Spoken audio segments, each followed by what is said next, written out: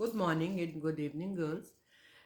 Class 7 ये हमारी दरसी किताब का हम अपना काम कर रहे हैं। हम presentation convent girls high school में पढ़ते हैं और पीसीएस एजुकेशन के तहत हम अपना ऑनलाइन काम करवाते हैं।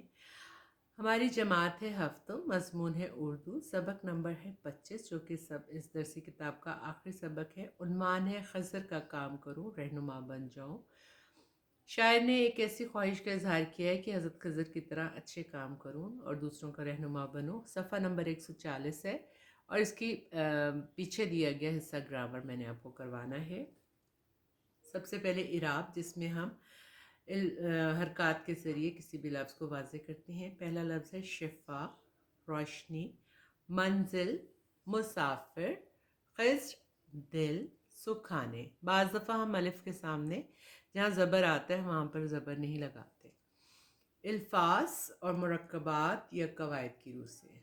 रहनुमा, पासबा, मुसाफिर, ये सिर्फ काम करने वाले को ज़ाहिर करें, उसका नाम नहीं, लिहाजा इसम फ़ाइल है।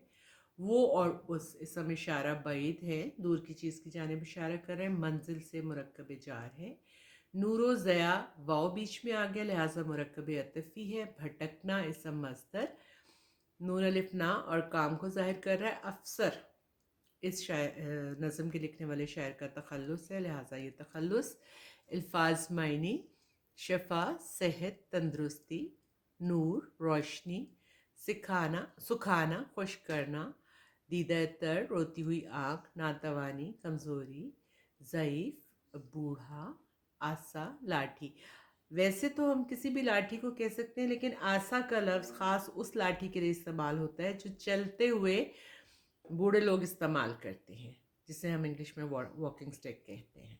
भटकना गुमराह या राह भूलना, तड़प बेचैनी और बेकरारी, सहारा। इसके कई मानी हो सकते हैं, भरोसा, कुव्वत और उम्मीद।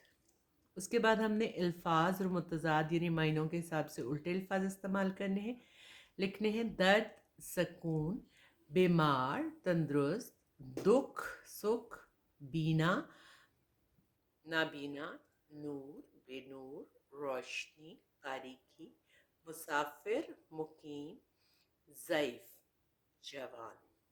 ठीक है, ये सारा ग्रामर से रिलेटेड काम है। जब हम ये कवायद मुरक्कबात करते हैं तो गर्ल्स हमें कुछ चीज़ें दोहरानी पड़ती हैं। मसलन देखिएगा, ग्रामर का मैं आपको ये दोहरा रही हूँ का हरूफ की इकसाम, मुरक्कब ताबे मौजू। किसी जुमले में ऐसे दो लफ्ज़ आ जाना जो दोनों बामानी हों। मसलन आना जाना दोनों बामानी है, अलग अलग लिखे जाएं तब भी बामानी है और इकट्ठे लिखे जाएं तो भी बामानी। फिर है खाना पीना, दोनों बामानी लफ्ज़ हैं, अलग अलग भी इकट्ठे भी। हरे भरे, खेल कूद वगैरह। फिर मेरे पास से अगला लफ्ज़ मुरक्कब ताबे मुहमिल। मुहमिल से हमें पता चलता है कि ऐसे अल्फाज का मजमुआ जो कि एक बामानी और दूसरा बेमानी हो। जैसे बात चीत, बात का मतलब है, चीत का कोई मतलब नहीं। दाना दुनका, चिड़िया चुगती है ना, दाना का मतलब है, दुनका का कोई मतलब नहीं। देख का मतलब है रेख का नहीं, देख रेख। किताब बामानी लफ्ज़ है, वताब बेमानी लफ्ज़ है, लिहाजा ये तमाम के तमाम मुरक्कबात क्या है, मुरक्कब ताबे मुहमिल।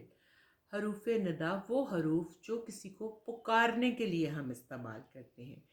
मसलन अरे, ओ, अजी, सुने, ये तमाम अल्फाज क्या कहलाएंगे, हरूफ नदा।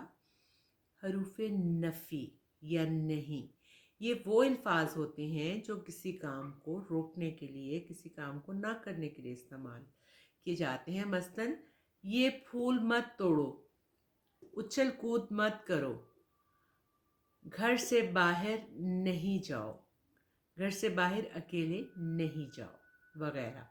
ठीक है, इसके बाद है हरूफ तशबीह।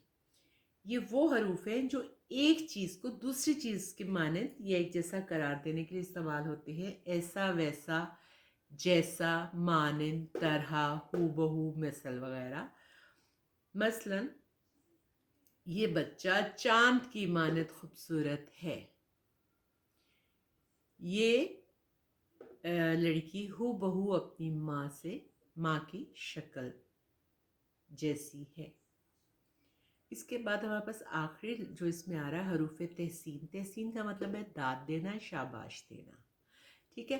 اس میں واہ واہ، کسی چیز کو مطلب کسی چیز کی اچھائی کو بیان کرنا. کسی نے کام اچھا کیا ہے تو شاباش دینا. جیسے ٹیچرز کا بھی لکھ دیتے ہیں شاباش، اچھا کام.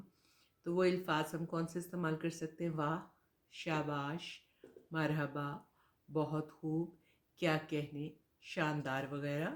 یہ وہ تمام الفاظ ہیں جو ہم کسی کام کی اچھائی کے لیے بیان کر سکتے ہیں، لکھ سکتے ہیں، استعمال کر سکتے ہیں.